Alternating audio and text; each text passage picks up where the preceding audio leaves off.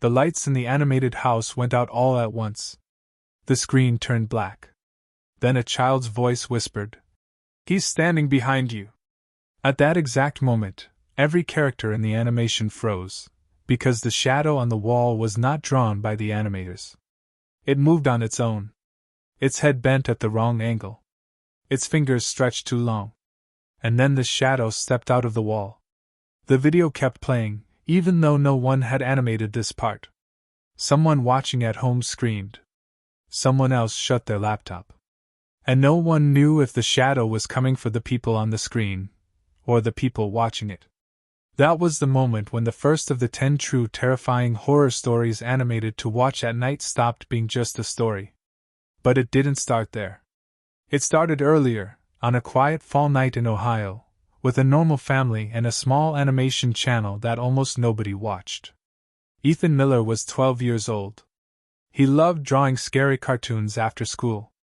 His older sister, Claire, helped him turn those drawings into short animated videos.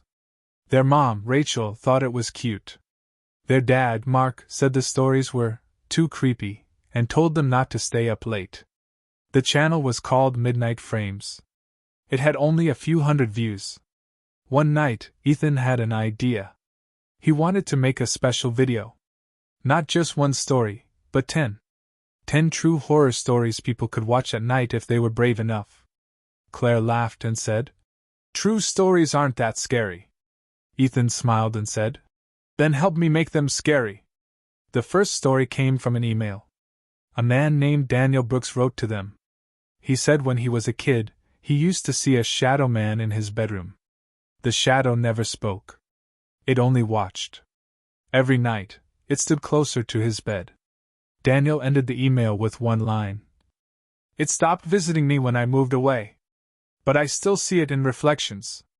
Claire thought it was fake. Ethan thought it was perfect.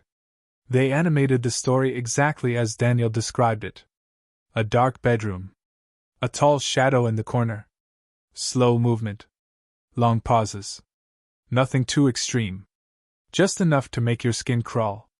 When the animation was done, Ethan noticed something strange. In one scene, the shadow's head was tilted. He didn't draw it that way. Claire checked the files. The tilt wasn't in her version either. They ignored it. The video was uploaded at 11:11 p.m. At first, nothing happened. Then the comments started coming in. "Why did the shadow move at the end? I paused the video and saw a face. Is this part of the animation?" Claire replayed the video. In the final seconds, the shadow no longer stayed in the corner. It leaned forward. Slowly. Like it was stepping closer to the screen. Ethan's heart started pounding. Then their bedroom light flickered. And behind Ethan, on the wall, a shadow appeared that did not belong to anyone in the room. Ethan turned around so fast his chair fell over. The shadow on the wall did not move when he did. It stayed tall and thin, stretched across the paint like it had always been there. Claire slowly raised her hand and waved it in front of the lamp. Her shadow moved. The other one did not. Rachel rushed into the room. "What's wrong?" she asked. The moment she saw the wall, her voice stopped. Mark followed her and reached for the light switch. When he flipped it on, the shadow vanished. No one spoke for a long time. Mark said it was a trick of the light. Rachel said they were tired. Claire nodded, but Ethan knew better. His hands were shaking. He had seen the shadow's head tilt, just like in the animation. That night, no one slept well. The next morning, Midnight Frames had thousands of views. The video was spreading fast. People were sharing it with one message over and over. "Watch the last 10 seconds. More emails arrived. Not stories this time. Warnings. Take the video down. It's not safe. He follows attention. One message stood out. It was from Daniel Brooks, the man who sent the first story.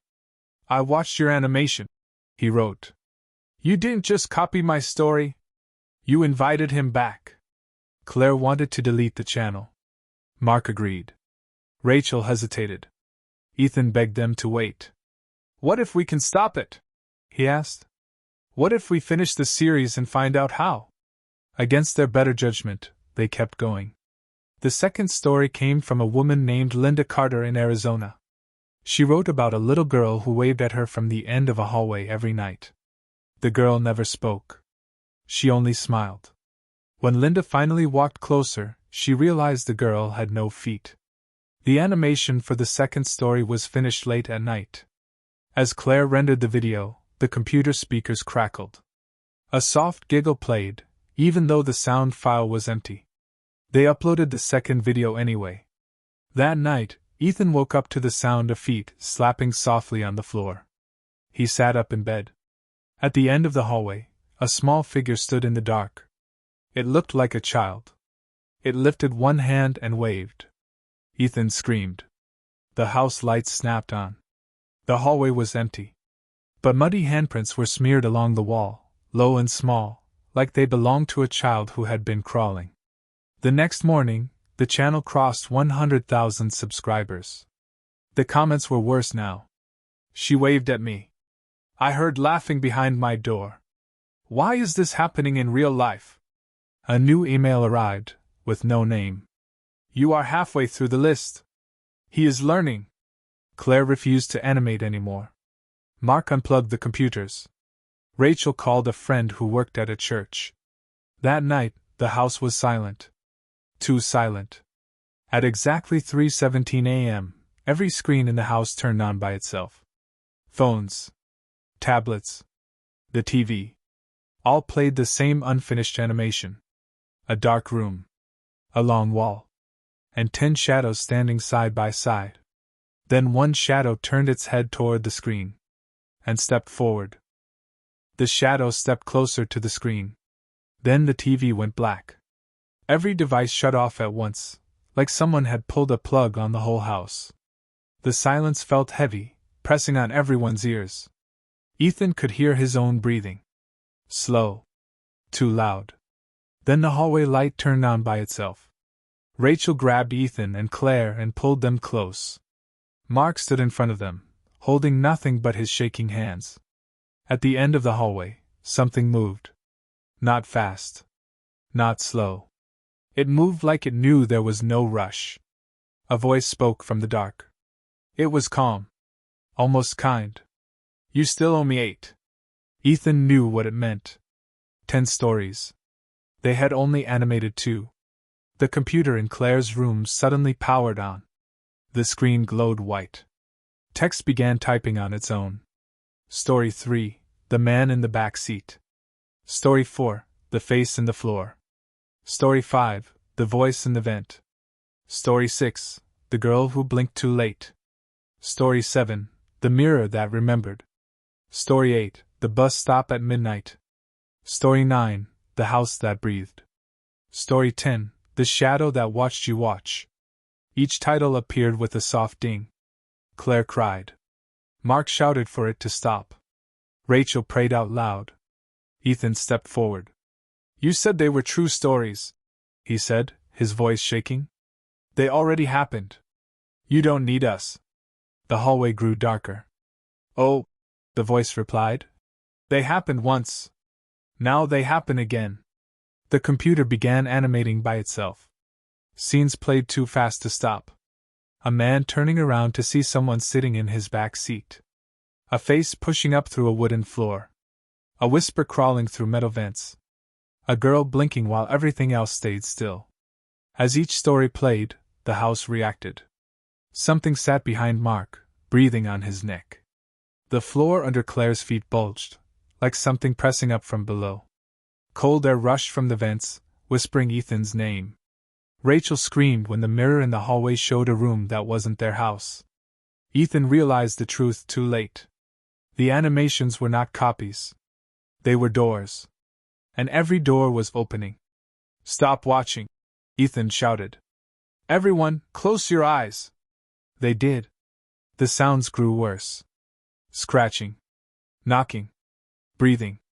But Ethan kept his eyes shut and thought about the first story. The shadow followed attention. It learned from being watched. So Ethan did the opposite. He spoke into the dark. No one is watching you anymore. The noises slowed. You need us, the voice said, quieter now. No, Ethan said. You need an audience. He ran to the computer, eyes still half closed, and slammed the power button. The screen flickered but stayed on. The final animation began playing. Story 10. The screen showed a dark room. A glowing screen. A viewer sitting alone at night. And behind that viewer, a shadow. Ethan understood. The 10th story was not about them. It was about the person watching. With one hard motion, Ethan yanked the internet cable from the wall. Every sound stopped. The lights returned. The house was normal again. The channel was gone. Every video deleted. Every file wiped clean. Weeks passed. No shadows. No voices. No movement in the dark. They never spoke about it again. But late at night, people across the country still report something strange. They say they click on a video called 10 True Terrifying Horror Stories Animated to Watch at Night. They say the comments are turned off. They say the last story never finishes. And they swear that when the screen goes dark, they feel something standing behind them, waiting for them to keep watching.